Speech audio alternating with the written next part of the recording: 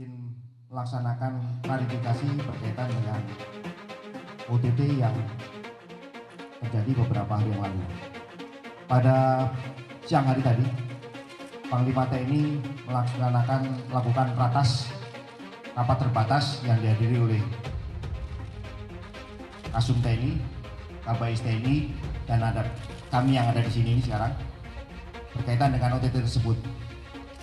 Pada prinsipnya bahwa reward dan punishment yang diterapkan terhadap segenap prajurit TNI bagi beliau sangat konsisten dan jelas. Kemudian yang kedua adalah berkaitan dengan pelanggaran hukum. Penegakan hukum harus ditegakkan, namun jangan sampai melanggar hukum. Apalagi pelanggaran hukum ini dilakukan oleh penegak hukum. Kalau kita ketahui kemarin bahwa OTT yang terjadi atas nama Letkol ABC, kita ketahui alurnya adalah melakukan profiling dulu, kemudian pengutitan hingga penangkapan. Prosedur ini mestinya cukup panjang, dan dari pihak KPK sudah tahu bahwa ini adalah oknum TNI. Namun lebih detailnya seperti apa kejadiannya nanti dan Puspom TNI akan menjelaskan. Silakan. Terima kasih. Selamat siang.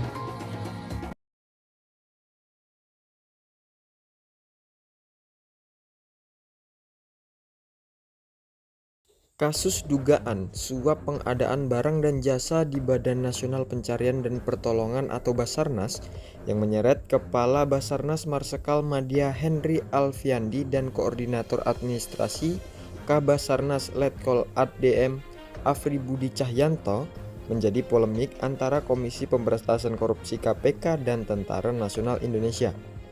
KPK menetapkan keduanya sebagai tersangka setelah melakukan operasi tangkap tangan atau OTT pada 25 Juli 2023. Namun TNI tak mengakui status tersangka tersebut karena melanggar prosedur hukum. Apa alasan KPK menetapkan Kabasarnas sebagai tersangka dan apa motif politik dibaliknya? Dan bagaimana jawaban TNI yang tidak terima anggotanya ditersangkakan oleh KPK? Menurut KPK, Henry Alfiandi diduga menerima suap sekitar 88,3 miliar rupiah dari berbagai pihak swasta yang menjadi pemegang tender pengadaan barang di Basarnas sejak tahun 2021 hingga 2023. Suap tersebut diduga diberikan melalui Afri Budi Cahyanto yang merupakan orang kepercayaan Henry. KPK juga menyebut bahwa Henry Alfiandi diduga menggunakan uang suap tersebut untuk membeli pesawat pribadi senilai 10,9 miliar. KPK menjerat Henry Alfiandi dan Afri Budi Cahyanto dengan pasal 12 huruf A atau B, pasal 11 Undang-Undang Nomor 31 Tahun 1999 sebagaimana telah diubah dengan Undang-Undang Nomor 20 Tahun 2001 tentang pemberantasan tindak pidana korupsi Jungto pasal 55 ayat 1 ke 1 KUHP. Beberapa pihak menduga bahwa ada motif politik di balik penetapan tersangka Kabasarnas oleh KPK. Salah satunya adalah Wakil Ketua DPR RI Aziz Syamsuddin yang mengatakan bahwa kasus ini bisa jadi bagian dari skenario politik untuk melemahkan institusi TNI. Aziz menilai bahwa kasus ini terlalu dipaksakan oleh KPK karena tidak ada kerugian negara yang terjadi.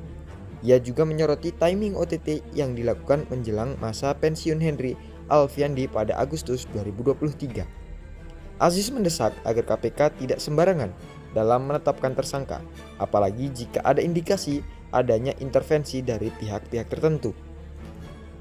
Motif politik lain yang diduga berkaitan dengan kasus ini adalah adanya upaya untuk menggagalkan rencana pembentukan Badan Nasional Penanggulangan Bencana (BNPB) sebagai lembaga non-struktural yang akan menggantikan Basarnas sebagai lembaga struktural di bawah Kementerian Sosial.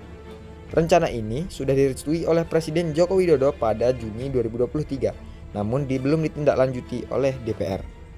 Dengan adanya kasus suap di Basarnas, maka rencana pembentukan BNPB bisa terhambat atau bahkan dibatalkan.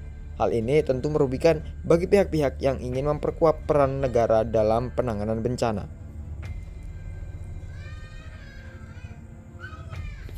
Sementara itu, TNI tidak terima dengan penetapan tersangka Kabasarnas oleh KPK.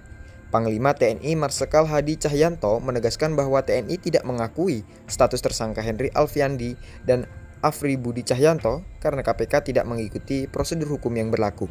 Menurut Hadi, KPK harus mendapatkan izin dari Presiden sebagai Panglima tertinggi TNI sebelum menangkap anggota TNI. Hadi juga mengatakan bahwa KPK tidak memberikan kesempatan kepada TNI untuk melakukan pemeriksaan internal terhadap Henry Alfiandi dan Afri Budi Cahyanto. Hadi menilai bahwa KPK telah melanggar asas praduga tak bersalah dan menghina institusi TNI. TNI juga membantah adanya dugaan suap yang diterima oleh Henry Alfiandi dan Afri Budi Cahyanto. Menurut juru bicara TNI, Mayor Jenderal Ahmad Riyad, uang yang disita oleh KPK dari rumah Henry Alfiandi adalah uang operasional Basarnas yang digunakan untuk kegiatan-kegiatan seperti penyelamatan, evakuasi, dan rehabilitasi korban bencana.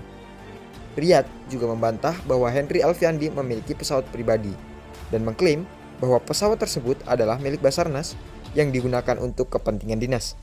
Riyad menegaskan bahwa TNI akan membela Henry Alfiandi dan Afri Budi Cahyanto hingga terbukti bersalah secara hukum. Kasus dugaan suap di Basarnas ini menjadi ujian bagi hubungan antara KPK dan TNI. KPK berharap agar TNI dapat kooperatif dalam proses penyidikan dan penuntutan terhadap Henry Alfiandi dan Afri Budi Cahyanto